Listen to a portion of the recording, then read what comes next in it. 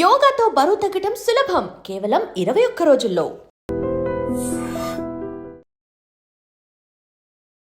Sir you are from BRS party కాబట్టి కొన్ని questions few things ఇప్పుడు లోకల్లో జరుగుతున్నాయి సార్.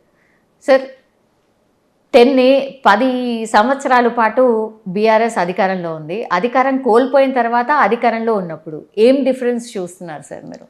అధికారంలోకి వచ్చినప్పుడు ఎందుకంటే I'm in with the party, ఉద్యమం నుండి కూడా మేము కేసీఆర్ గారితో కేటీఆర్ గారితో వీళ్ళందరితో కలిసి పనిచేసాం కాబట్టి I saw them very closely. And ఇప్పుడు నేను బయట ఉన్నప్పుడు కూడా యాజ్ ఎన్ఆర్ఐగా కానీ కాంట్రిబ్యూషన్స్ కానీ ఇప్పుడు ఇక్కడ వచ్చినప్పుడు కానీ, so that's how I know both sides.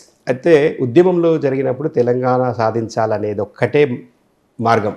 అంటే ఏది చేయాలన్నా కూడా నేను I do everything for Telangana అనేది కేసీఆర్ గారి ధ్యేయం ఉండింది. అట్లానే 2001 నుండి 14 దాకా మీరు చూసుకుంటే ఎవరితో కలవాలన్నా, ఏ పార్టీతో కలవాలన్నా, ఎన్ని రకాల కాంప్రమైజెస్ అవ్వాలన్నా తెలంగాణ సాధించే దిశలో అన్ని చేసి సాధించారు.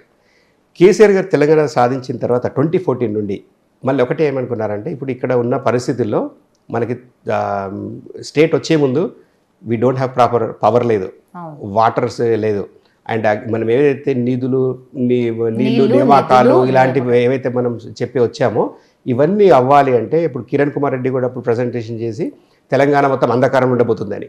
సో వీటన్నిటిని ఛాలెంజ్గా తీసుకొని కేసీఆర్ గారు ఏంటంటే రావడంతోనే మొట్టమొదటిసారిగా వాటర్ అండ్ ఎలక్ట్రిసిటీ పవర్ పైన ఈ ఫోకస్ చేశారు. తర్వాత ఇమ్మీడియట్గా అగ్రికల్చర్ పైన కానివ్వండి, ఎంప్లాయ్మెంట్ పైన, వీటన్నిటిని ఫోకస్ చేసి గత 10 yearsలో ఏమైందంటే పార్టీ పునర్నిర్మాణం. ఎందుకంటే ఇక్కడ తెలంగాణలో చాలామంది అప్పుడు కన్సర్న్స్ వచ్చి ఏదంటే వేరే పార్టీ వాళ్ళని చేర్చుకున్నారు అదని.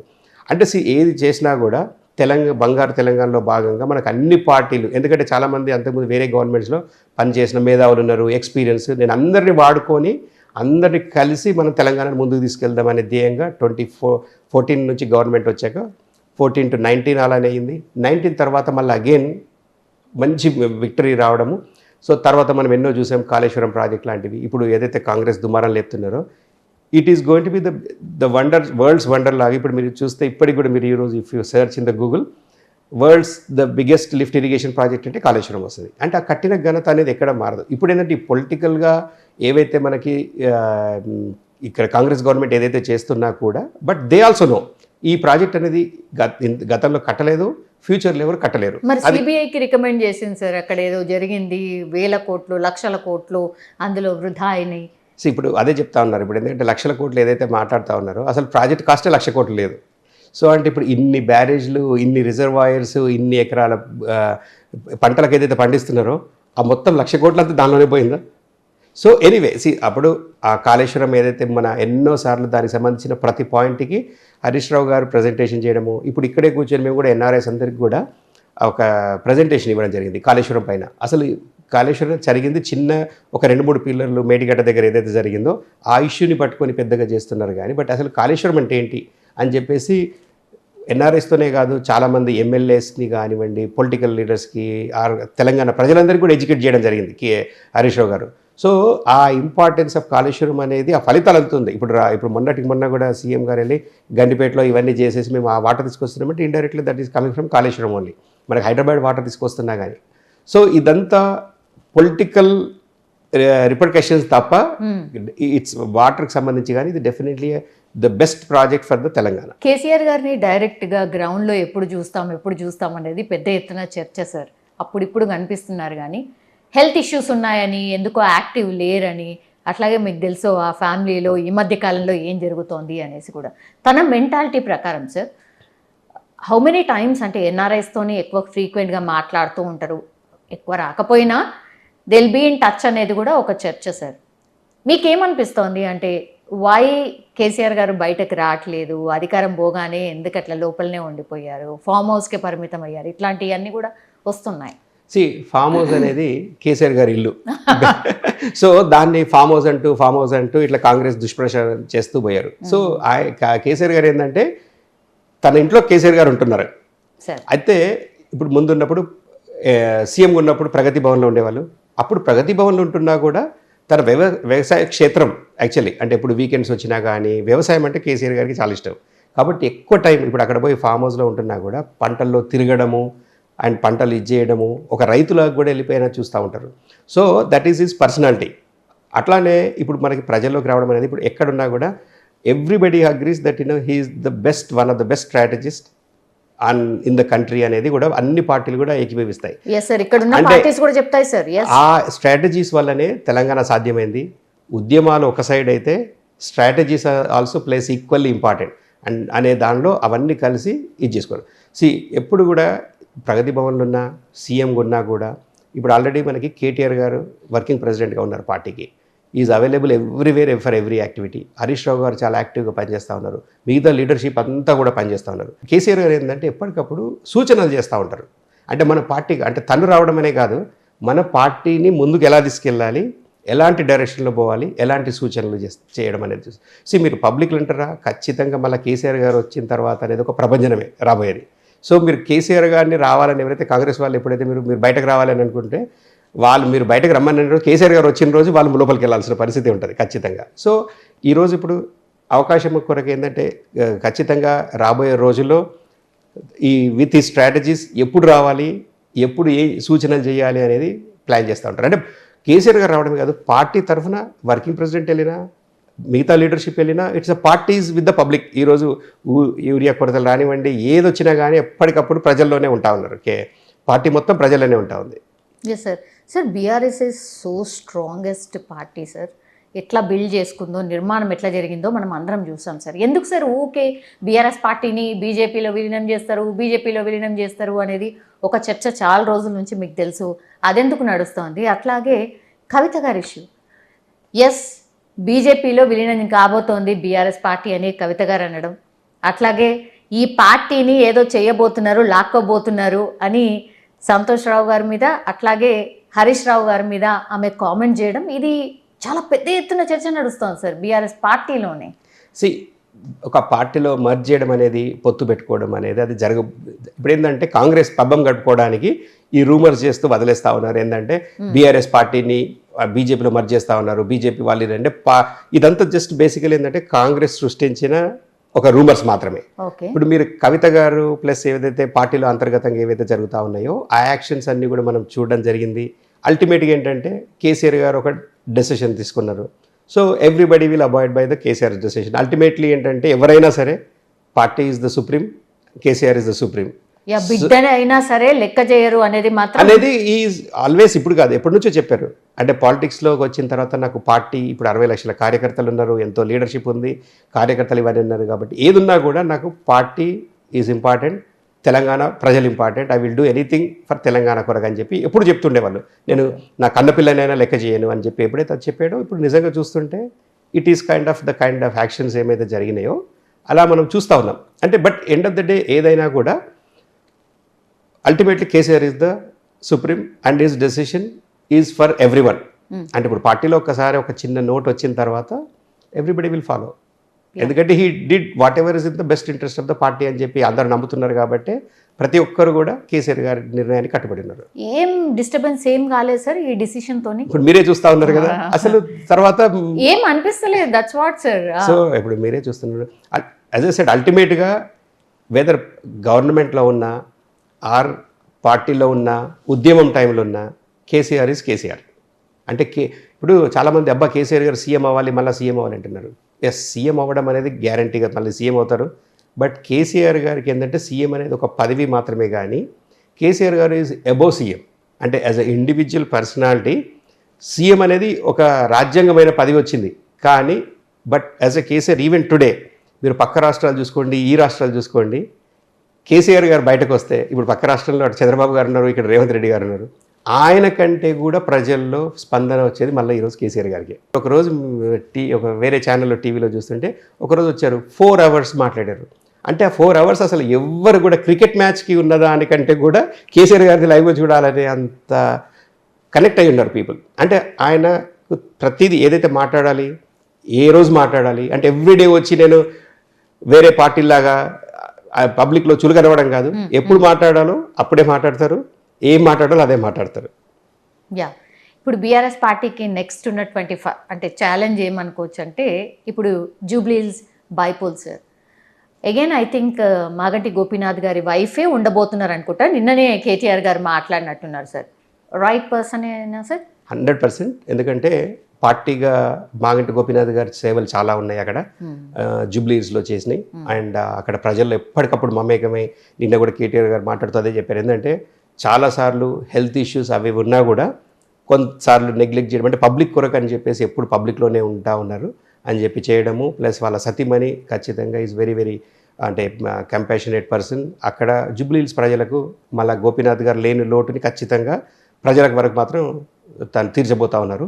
అంటే కంటోన్మెంట్లో మీకు తెలుసు సార్, కాంగ్రెస్ పార్టీ గెలిచింది కదా లాస్ట్ ఇయర్, నందిత చనిపోయినప్పుడు. మళ్ళీ అదే రిపీట్ అయ్యే ఛాన్సెస్ అసలు లేవంటారా జూబ్లీహిల్స్లో? అదేంటంటే ఎలక్షన్ అయిన తర్వాత it was too early. General elections అయిన తర్వాత అప్పుడున్న కాంగ్రెస్ ప్రభుత్వం ఏవైతే హామీలు ఇచ్చారో వీళ్ళు బాగా చేయబోతున్నారు అని మళ్ళీ ఒకసారి అవకాశం ఇచ్చారు. ఎప్పుడైనా జనరల్గా ఈ బై ఎలక్షన్స్ అనేది రూలింగ్ పార్టీకి కొంత అడ్వాంటేజ్ ఉంటాయి, ఎనీ రూలింగ్ పార్టీ. ఇక్కడ అప్లై కదా ఇక్కడ ఇప్పటికి ఏంటంటే ప్రజలు ఆల్రెడీ చూసారు. అంటే అప్పుడు లాస్ట్ ఇయర్ అయిన ఎలక్షన్ టైంకి ఇప్పటికి తేడా ఏంటంటే అప్పటికి ఇంకా కాంగ్రెస్ ప్రభుత్వాన్ని ఎక్స్పీరియన్స్ అవ్వలేదు జనాలు. ఇప్పుడు ఏంటంటే 1.5 2 years ఎక్స్పీరియన్స్ అయిన తర్వాత వాళ్ళకి కాంగ్రెస్కి బీఆర్ఎస్కి అనేది డిఫరెన్స్ క్లారిటీ వచ్చేసింది. కాబట్టి మీరు ఇప్పుడు రూరల్లోనే ఎక్కువ మట్టుకు గెలిచారు. అయితే ఈ బై ఎలక్షన్ అనేది జూబ్లీహిల్స్ అనేది ఆగదు కాబట్టి ఎలక్షన్ వస్తుంది. ఈ ఎలక్షన్ వచ్చి రిజల్ట్ వచ్చేలోపు మిగతా 10 దానిలో ఎవరైతే డిస్క్వాలిఫై అవుతారో 100% మళ్ళీ TRS candidates will win. GHMC elections కూడా రాబోతున్నాయి సార్. అందరూ కూడా ఇప్పుడు జూబ్లీహిల్స్ బైపోల్ మీదనే ఉన్నారు సార్. మీరు అన్నట్టుగా ఇంకో 10 మంది కూడా రిజైన్ చేయాల్సి వస్తే ఏం సిచ్యువేషన్ ఉంటుందో తెలియదు. కానీ ఆ తర్వాత నెక్స్ట్ వచ్చేది GHMC sir. Yes, GHMC and మిగతా బైపోల్స్ కూడా అరౌండ్ ద సేమ్ టైం వచ్చే అవకాశాలు ఉంటాయి ఇప్పుడు ఖచ్చితంగా. ఎందుకంటే ఒక 3-4 కాన్స్టిట్యున్సీస్ అయితే ఏంటంటే clear evidence to the speaker.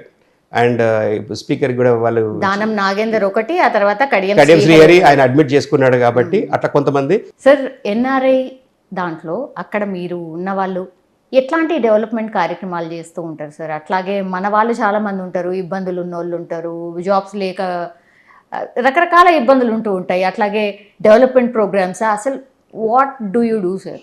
అంటే ఇప్పుడు చాలా మటుకు మ్యాక్సిమం ఎన్ఆర్ఐస్ వెళ్ళిన తర్వాత మోస్ట్ ఆఫ్ దెమ్ వెళ్ళింది employment or students and employment.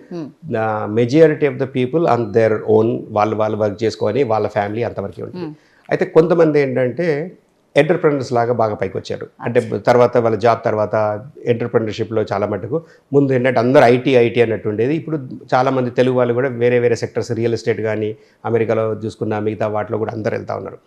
Apart from that ఏంటంటే సోషల్ యాక్టివిటీస్ ఇప్పుడు చాలా మటుకు మీరు ఎన్నో సంఘాలు చూసారు ఎన్నో దేశాల్లో, తానా ఆట నాట ఇట్లా అన్ని రకరకాల సంఘాలు కూడా ఏర్పడుతుంది. ఇవన్నీ ఏంటంటే సోషల్ గ్యాదరింగ్. అట్లానే what can be done to home country అనేది కూడా చాలామంది ముందుకు వస్తూ ఉన్నారు.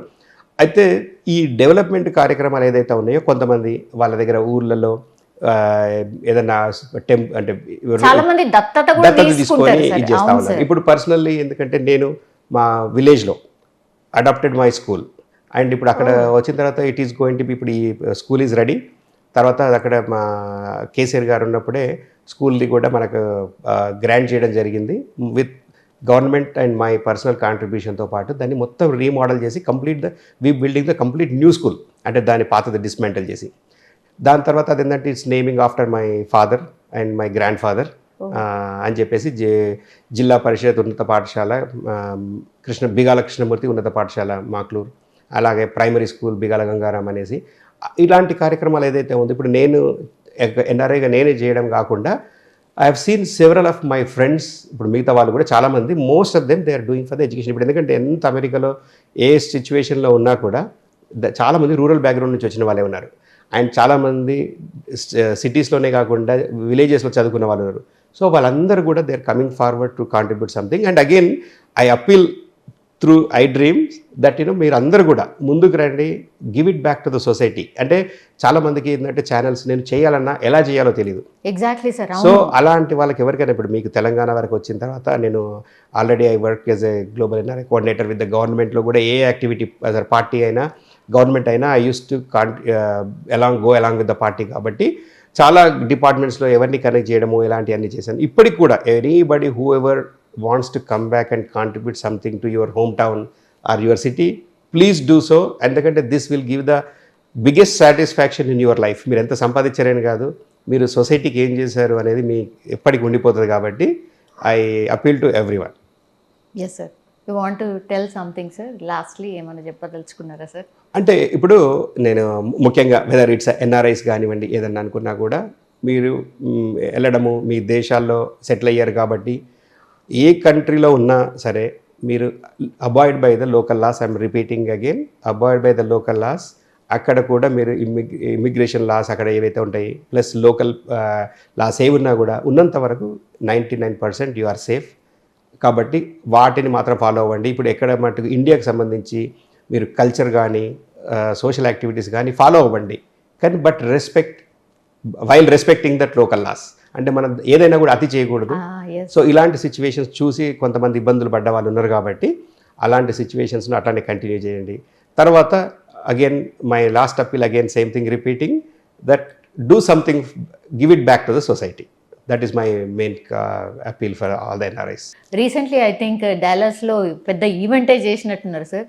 ఎట్లా జరిగింది సార్? బాగా జరిగిందా? సో ఇప్పుడు ఏంటంటే ఇక్కడ ఎల్కతుర్తిలో వరంగల్ చాలా పెద్ద సభ, కనివిని పెద్ద సభ జరిగింది. అదే బీఆర్ఎస్ పార్టీ రజతోత్సవాలు జరుపుకుంటున్న టైంలో ఆ కార్యవర్గ మీటింగ్కి నేను కూడా వెళ్ళడం జరిగింది. సో ఎప్పుడైతే అక్కడంతా ఇక్కడ ఇండియాలో మన వరంగల్ ఇంత పెద్ద మీటింగ్ ప్లాన్ చేస్తున్నప్పుడు నేను ఆ రోజే కేసీఆర్ గారికి రిక్వెస్ట్ చేయడం జరిగింది. సార్ ఇదైతే రజతోత్సవ సభలు ఏదైతే మీరు ఇక్కడ ఇండియాలో చేస్తూ ఉన్నారో, పార్టీ 25 సంవత్సరాలైంది, తెలంగాణ ఉద్యమంతో పాటు బంగారు తెలంగాణలో వీటన్నిటిలో కూడా ఎన్ఆర్ఐలు అందరిది ఒక పాత్ర ఉంది, పాలు పంచుకుంటున్నారు. కాబట్టి ఇలాంటి సభల్ని మేము ప్రపంచవ్యాప్తంగా బయట జరుపుకోవడానికి మాకు కూడా అవకాశం ఇవ్వండి అని చెప్పేసి నేను అప్పీల్ చేయగానే వెంటనే తప్పకుండా అని చెప్పేసి ఇమ్మీడియట్గా కేటీఆర్ గారితో కలవడము, let's do it first start with America. నేను అడిగింది 5 కంట్రీస్లో నేను రిక్వెస్ట్ చేశాను. America, Australia, UK and South Africa plus Gulf కంట్రీస్లో కానీ ఎక్కడన్నా ఒక దగ్గర మనం చేస్తే మలేషియా, సింగపూర్లో కానీ అని చెప్పేసి రిక్వెస్ట్ చేసిన వెంటనే first event we said like we will do it in America అనుకున్నాం. అక్కడ మన తెలుగు వాళ్ళు ఎక్కువ డాలస్లో ఉంటారు కాబట్టి అలానే it fell on the June 2nd. మేము అనుకున్న డేట్కి June 2nd వచ్చింది కాబట్టి Telangana formation day plus BRS party. అయితే మేము అనుకున్న తర్వాత అక్కడికి వెళ్ళి చాలా మంచి స్పందన వచ్చింది. ఆ స్పందన చూసి we had to change the venue to the bigger stadium. అక్కడికి వచ్చేసరికి మాకు దాదాపు 10,000 మంది పైన రిజిస్ట్రేషన్స్ అవ్వడము. అండ్ పీపుల్ వర్, మేము అందరిని అకామిడేట్ చేయలేకపోయాం. చాలామంది టైం అయిపోయిన తర్వాత డోర్స్ మూసేసిన తర్వాత కొంతమంది వాపసు వెళ్ళిపోయాల్సిన పరిస్థితి వచ్చింది. అంటే దాదాపు 7-8 వేల మంది లోపల రావడము. అంటే this is like the biggest success and and even for the పార్టీకి కూడా one of the biggest event out side of India. అంటే ఇది నేను స్టేజ్ పైన కూడా అప్పుడే చెప్పాను అనమాట, ఇది కని విని జరగని చరిత్రలో జరిగిపోయే ఈవెంట్ ఇది. అండ్ ఇలాంటి ఈవెంట్ అనేది మళ్ళీ ఎవరు చేద్దామన్నా రిపీట్ చేద్దామన్నా అవ్వదు. ఆ రిపీట్ అంటూ జరగాలంటే మళ్ళీ కేసీఆర్ గారు డాలస్ రావాలి, మళ్ళీ ఇలాంటి దీనికంటే పెద్ద ఈవెంట్ చేయాలి అంటే అది అప్పుడో జరుగుతుంది అని చెప్పేసి ఆ స్టేజ్ ముందే చెప్పడం జరిగింది. అయితే కేటీఆర్ కూడా అంటే he was very very impressed and he was so surprised. ఏంటంటే దాంతోపాటు చాలామంది మన నాయకులు వచ్చారు. దాదాపు ఎమ్మెల్యేలని, ఫార్మర్ మినిస్టర్ 7 మెంబర్స్ అండ్ తర్వాత ఎమ్మెల్యేస్, ఎమ్మెల్సీస్, లీడర్షిప్ 50 మంది లీడర్షిప్ టీం కూడా వాళ్ళందరూ కూడా యుఎస్ రావడం జరిగింది. అంటే అక్కడ చూస్తుంటే ఇంత పెద్ద పార్టీ ఈవెంట్ అసలు ఇది అమెరికానా, అసలు ఇండియాలో అవుతుందా అన్నంత బ్రహ్మాండంగా ఈవెంట్ చేసుకోవడం జరిగింది. అండ్ కేటీఆర్ గారు కూడా అంటే ఆయనకు ఉన్న ఫ్యాన్ ఫాలోయింగ్ చూస్తే ఈవెంట్ 9 o'clockకి మేము కంక్లూడ్ చేసిన తర్వాత till 11:30-12 1-to-1 photo, but 2.5 to 3 hours ప్రతి ఒక్క లైన్ కట్టి 4,000 to 5,000 పీపుల్ 1-to-1 ఫోటో తీసుకోవడం జరిగింది కేటీఆర్ గారితో.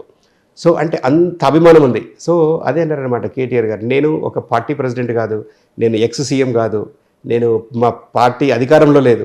అంటే ఇదంతా చూస్తుంటే ప్రజలకున్న అభిమానం, this is sending the message to Telangana. Dallas నుంచి కూడా మీరు కరెక్ట్ మెసేజ్ పంపిస్తూ ఉన్నారు. అంటే ఇంతమంది ఇన్ని గంటలు ఫ్యామిలీస్తో లేడీస్ వాళ్ళు వచ్చి 3 hours నా కొరకు లైన్లో ఉండి ఫోటో తీసుకుంటున్నారు. ఎక్కడెక్కడ నుంచో పక్క రాష్ట్రాల నుంచి వచ్చారు. అంటే డాలసే కాకుండా ఆస్టిన్ పక్క సిటీస్ నుంచి, హ్యూస్టన్ నుంచి, ఎన్నో స్టేట్స్ నుంచి కూడా కేటీఆర్ గారిని చూడడానికి వచ్చారు. అంటే this is like shows it is a respect on the party, respect on KCR and people are looking for the change again back to the TRS. అంటే this is the clear message indicated from Dallas. And రాబోయే రోజుల్లో మళ్ళీ ఇక్కడ by elections హడావుడిలో ఉన్నారు కాబట్టి ఇది అవ్వగానే మళ్ళీ కేసీఆర్ గారితో, కేటీఆర్ గారితో చర్చించి మళ్ళీ యూకేలో కానీ మిగతా కంట్రీస్ అన్నింటిలో కూడా we will continue this for 1 year. ఈ సభలు చేద్దాం అనుకున్నాం. We will continue to do that. Yes sir. Thank you sir, thank you so much. అంటే చాలాసేపు మా కోసం Thank టైం you. స్పెండ్ చేశారు అండ్ చాలా విషయాలు షేర్ చేశారు. Thank you. And don't forget to subscribe to iDream. And for more videos, Please subscribe to iDream. Please subscribe to iDream. Please subscribe iDreams. And please subscribe to iDream. For more videos, subscribe to iDream. please like, share, and subscribe to the channel. Congratulations, iDream. Subscribe to iDream. Subscribe to iDream. So subscribe to iDream Media. iDream की iDream team अंदर की huge congratulations. Please subscribe iDream Media. Please subscribe to iDream. Subscribe iDream. Please subscribe to iDream. iDream అంటే నా కళల channel subscribe చేసుకున్నారు, నోరు తిరుగుతలేదు. మీరైతే గంట గుర్తు కొట్టండి. For more such videos, please subscribe to iDream. Subscribe to iDream. Please subscribe to iDream. Please subscribe iDream Media. Please do subscribe to iDream. Please subscribe to iDream Media. For best entertainment and information, please subscribe iDream.